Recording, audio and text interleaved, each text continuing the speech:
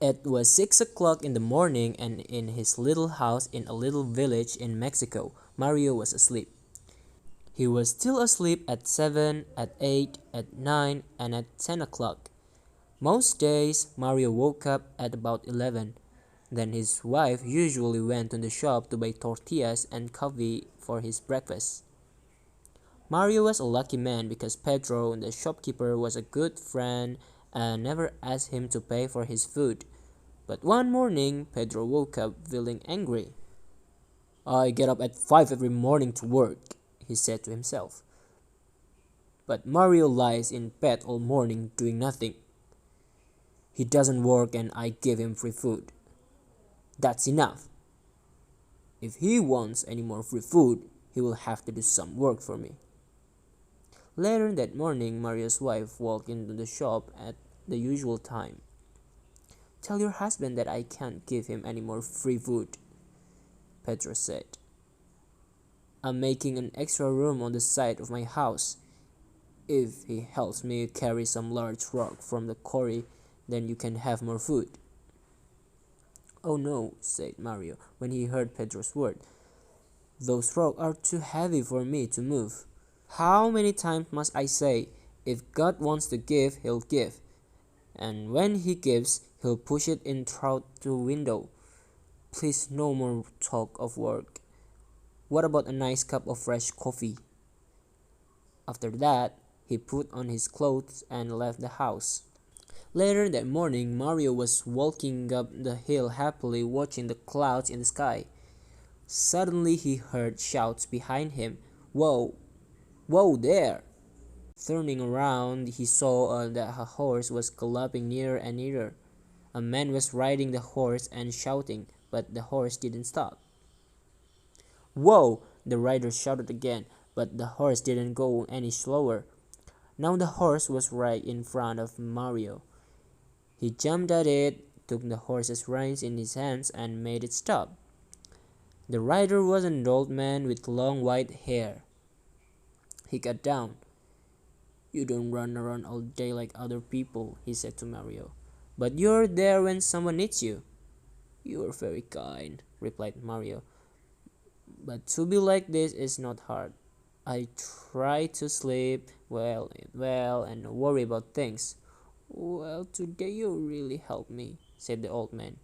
"And so I want to give you a gift of God." "A gift of God? I don't understand," said Mario. "When God gives a gift to somebody," the old man explained, "only the person that God gives can keep it. Follow me." Mario followed him, and then went up the hill. There the old man stopped and showed him a large rock. "Under that rock," he said, "are some leaves. Under the leaf are some chests. In the chest you will find the gift of God waiting for you." Mario went over the rock, knelt by it, and took in his hand. He moved it easily. Then he moved the leaves and saw 6 chests made of wood. Slowly he opened one of the chests. Inside it there were hundreds of silver coins. He opened the second chest and the third. All 6 chests were full of silver coins. Mario turned to thank the old man, but strangely he wasn't there anymore. Mario picked up some of the coins and put them in his pocket. Then he closed all 6 chests, put leaves over them again, and put back the rock. Now, after all this work, he felt tired. He sat down under the tree and went to sleep. When Mario woke up, he was hungry. He remembered something about a horse, an old man, and some silver. "Did it really happen, or was it just a dream?" he said to himself. But then he remembered something much more important. Lunch! He started walking quickly down the hill to his house. Suddenly he heard a clinking noise. He put his hand in his pocket and found 6 silver coins there.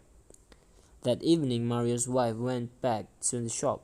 She put the coin in Pedro's hand. "My husband sent you these. We need rice, a chicken, tortillas, tomatoes, and a coffee."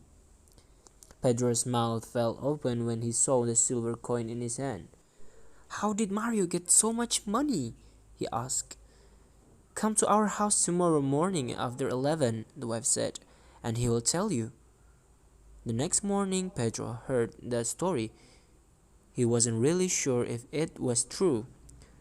"But Mario," he cried, "why didn't you bring all those chests home with you?"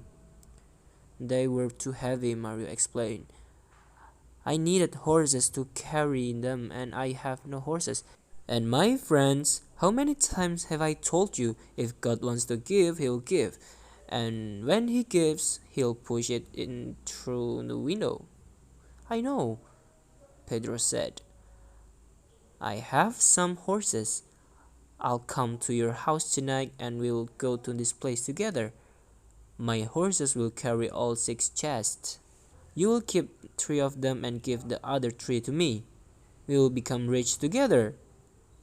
Do you agree?" "All right," said Mario.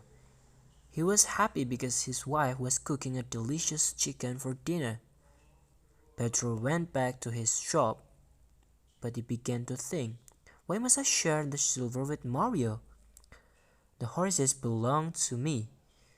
Without them, Mario can do nothing. And he won't know what to do with the money.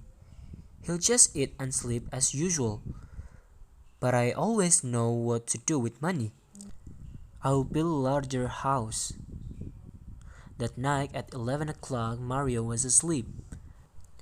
"Husband," said his wife, "wake up. It's already 11 o'clock and your friend hasn't come." "He is just late," said Mario, and he went back to sleep. An hour later, the wife woke her husband again. "Husband, it's midnight and I'm afraid that Pedro has decided to keep all the silver for himself." "Midnight? It's too late to go anywhere now. Wife, go to sleep." After that, Mario and his wife slept all through the night without waking up again. While Mario was sleeping, Pedro went up the hill with his horses and his men. He told the men to move the rock and look under the leaves. They found the 6 chests. "Open them," Pedro said. But when they opened them, they saw no silver coins inside, only lots of dirt and stones. "My friend Mario is laughing at me.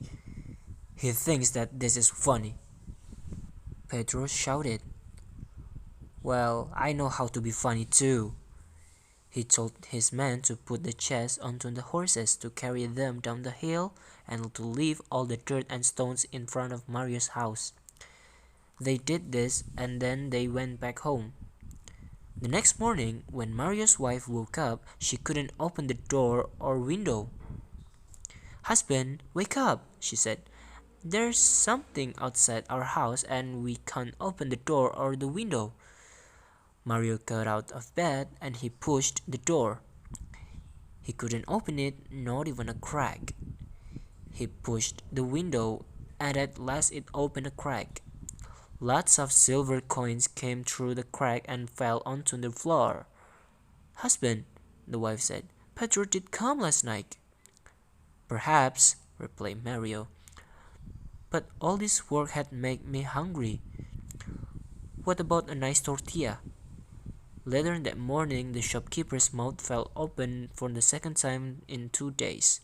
Mario's wife came into the shop and bought more food and new clothes for herself and Mario. She put 20 silver coins down in front of the shopkeeper. "What happened yesterday?" "We waited for you until midnight," she said. "I was worried when you didn't come. Then this morning it all came through the window. But surely you gave us more than half?" "It wasn't me," Pedro said quickly. "Of course it was. Who else would leave all those silver coins outside our house?" There was silence. Then Pedro said quietly, "Your husband always says that if God wants to give, He'll give, and that when He gives, He'll push it in through the window.